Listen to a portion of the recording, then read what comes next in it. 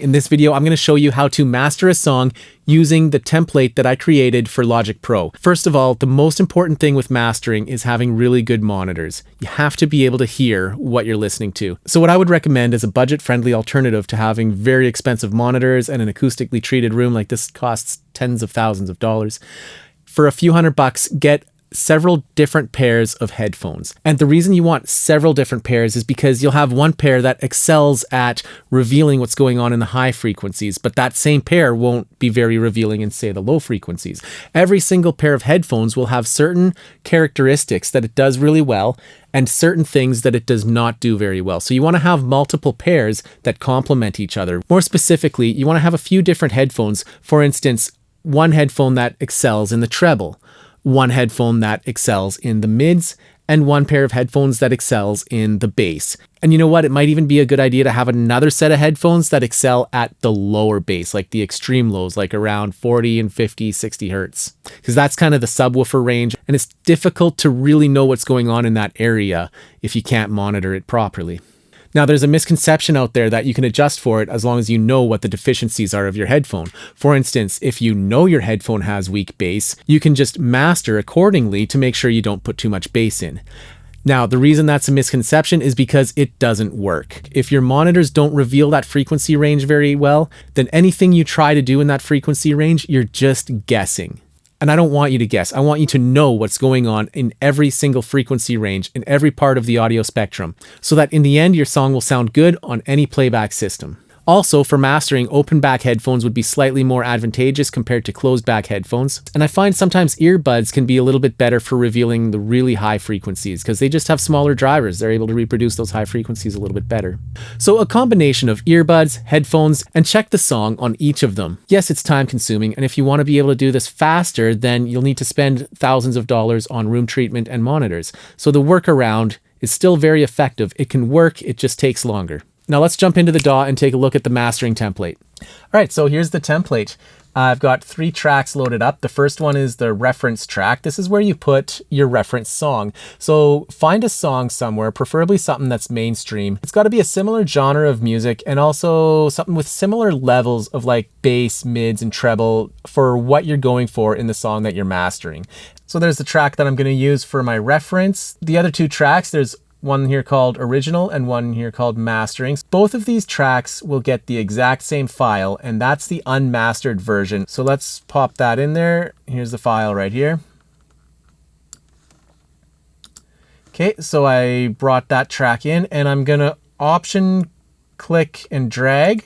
So that just copied this exact same sound file into this track. So the reason I have this here is just so that I don't lose perspective of what the original track sounded like without any processing done to it. I just leave this here the way it is so that I can always reference it, just to make sure I've made an improvement and not accidentally made things worse due to like ear fatigue. And the track called mastering is the one that we're gonna work on. This is the one that we're actually gonna master. So here's the plugins that I have instantiated on this mastering track. There's 3 EQs, a mid-side processor, a compressor, multi-band compressor, limiter, and a meter. I'm going to go over these right now a little bit. So you might be wondering, well, why do I have 3 EQs on there? All these EQs are linear phase. The first one is just your regular good old EQ. Whatever adjustments you make on this are going to affect the whole song for whatever you're doing. That's pretty straightforward and self-explanatory. So I'll instantiate an EQ band and I'll play around with it. I'll just see like if there's something that sounds good or something that sounds bad. Now the next linear phase EQ does something a little different. Notice the processing here is set to mid only. See this first one, if I bring that up, here's the first one, processing stereo. So it's a normal EQ. This one here, processing is mid only. So you've got different options here. You've got stereo, you could have it process the left channel only, you can have this EQ process the right channel only, the mid channel only, or the side channels only.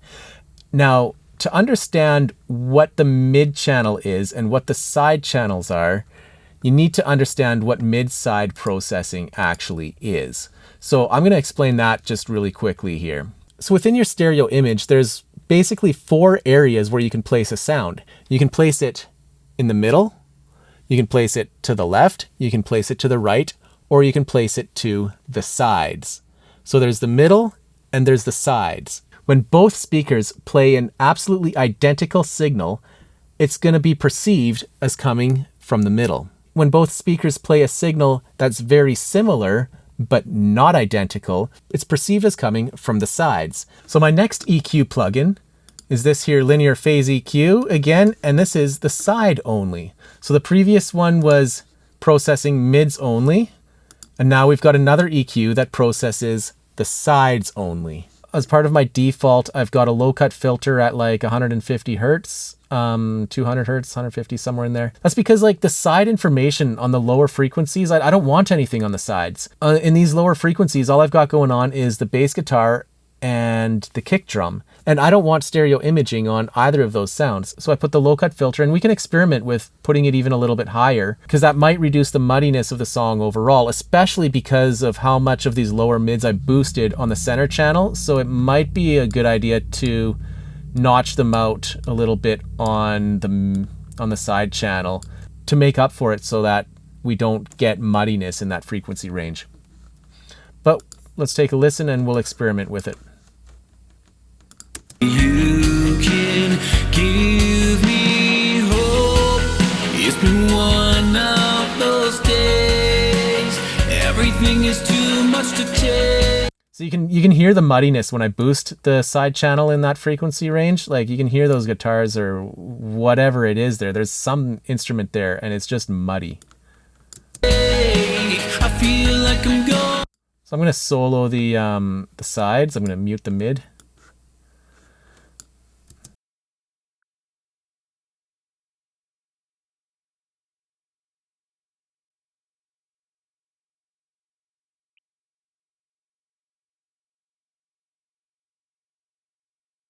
Yeah, I'm not digging what's going on here in this frequency range. So I'm just going to raise this this low cut filter a little bit, because yeah, that just sounds muddy to me and it doesn't feel like it's really adding a lot. I'm going to make this EQ roll off a little more gentle.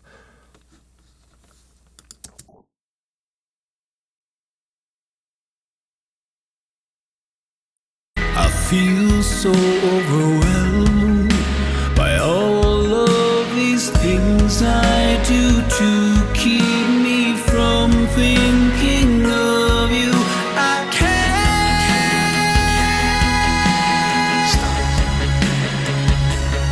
I can't go on, not without you. So you can hear that frequency range there. It was really bringing out the guitars without even touching the vocals. Okay, so I think I like what's happening in here. I kind of like this little bit of a boost, because I cut a lot out in these lower frequencies here. So I want to bring some of these frequencies, because they're close to these frequencies. So I want to bring them back in a little bit higher to try and make up for what we lost here. The next plugin is another mid-side plugin, and this just provides some handy tools to work with the mid and side channels. This is a free plugin by Voxengo, and it's called MSED. You can go to Voxengo's website and download it for free. Link is in the description. So we've got this knob here, which is labeled mid gain. So you can take the mid channel and just the mid channel, and you can turn it up or down, and you can also mute it. Or you could take the side channel and turn the sides louder or quieter or mute it. Let's just take a listen to what happens if I turn the side channel up. One day I feel so overwhelmed by all of these things I do to keep me from thinking of. Okay, so as you can hear in the side channel, there's a lot of guitar there and there's a lot of reverb. The next plugin I have here is your good old-fashioned compressor. So for mastering, I like to have a low ratio, 1.5 to 1, no more than 2 to 1, because I don't want to compress aggressively. I want the compressor to kick in at a fairly low threshold so that it's compressing a wide range of the dynamic range of the song, but I don't want it to compress hard. I don't want it to punch in a lot of compression, just a little bit, just really subtle. Now within this template, I've kind of got it set up so that it should just work with most styles of music. You just have to worry about one dial, and that's this dial here, the input gain, because this is going to be drastically different for every song. So the way I've got it set up is open up your compressor window and then also open up your limiter window so that these are both open at the same time. Now we're going to play the song and you want to be looking at your gain reduction. You want that to just start bouncing in a little bit. I've already got the compressor set to something that I think works nice for a master bus compressor. So let's just turn this on. And we're going to go to the loudest part of the song. And the goal is to turn up the input gain until we see the limiter kicking in just a really tiny little bit. I'm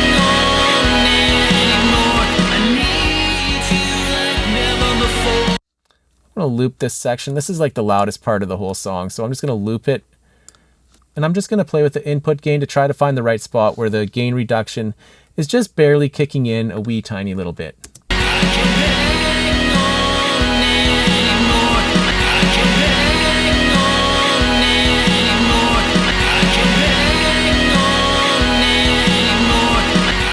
There we go. So in the loudest part of the song, the gain reduction is peaking out at about -2 decibels. So the goal with controlling dynamics is you want to retain as much dynamic range as possible, which means use as little compression as possible, but you want to have some compression on there because it acts as kind of a glue. It holds the whole mix together, and it also controls some of the more wild transients, the more extreme peaks. With modern music, the goal is no longer to get your song as loud as possible. That was back in the days when CDs were popular. There was what's called the loudness war. Everybody wanted their song to be the loudest. The loudness war has come to a peaceful end, and now it's the opposite. It's the dynamic range war, because streaming services are what most people use to listen to music, and the streaming service normalizes the volume. Next is the multiband compressor. I preset the settings to sound good on, I would say, like 90% of the material that I get. I've boosted the bass and I've boosted the treble, creating kind of a little bit of a smiley face EQ curve. But each of those boosts are also being compressed. So the average volume is maybe a little bit higher, but the peaks aren't. So let's give it a go here.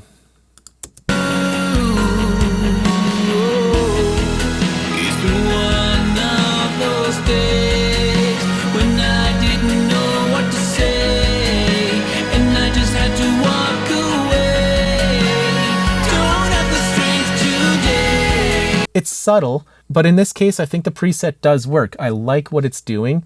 After that, it's the limiter, and we pretty much already set this by turning up the input gain on the compressor until this kicks in. And then the multimeter. So this is basically just a plugin. This doesn't affect the sound. This doesn't do anything to the sound. This just gives you meters and lets you visualize, lets you see what your volume levels are. There's a lot of really good tools on here. Feel so overwhelmed by all of these things I do. So we're at 13 LUFS there, like that's perfect. There's lots of room for dynamic range. It's not too loud. Generally, you kind of want to be around -10 LUFS. Maybe for like a really loud part of a song, -8. What are we at here?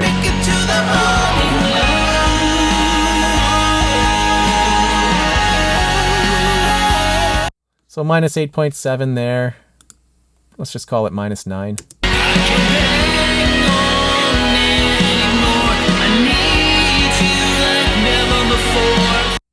All right, so we're at -7.9. It was -7.8 a second ago. If it's that loud for just a small section of the song, I'm okay with it. Because remember, the streaming platforms will determine the volume of your song based on the average volume of the entire song.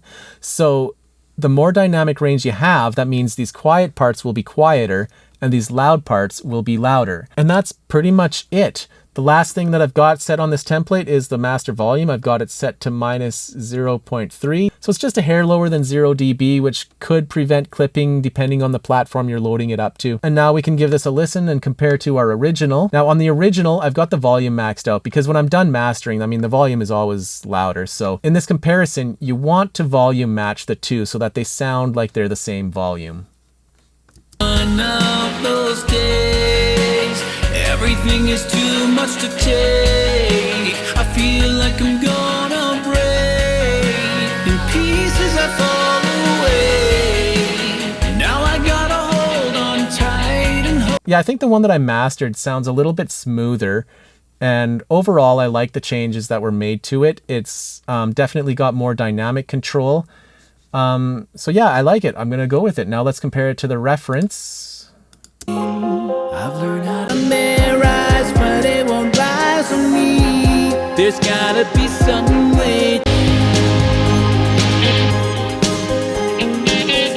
You here with me, I'd say.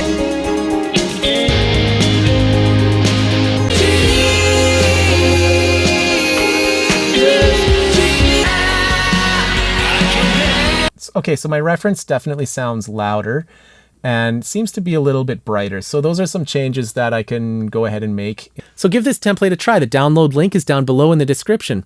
I hope you found this video helpful. If you did, please return the favor and hit that like button for me. And also I want to let you know that I'm uploading an entire audio engineering course right here to this YouTube channel. So if you want to learn everything you need to know to run your own recording studio, hit subscribe and you'll get all these videos. I'm coming out with tons more videos. I've literally got over 100 videos already written out and planned. So hit subscribe. I'll see you in the next video.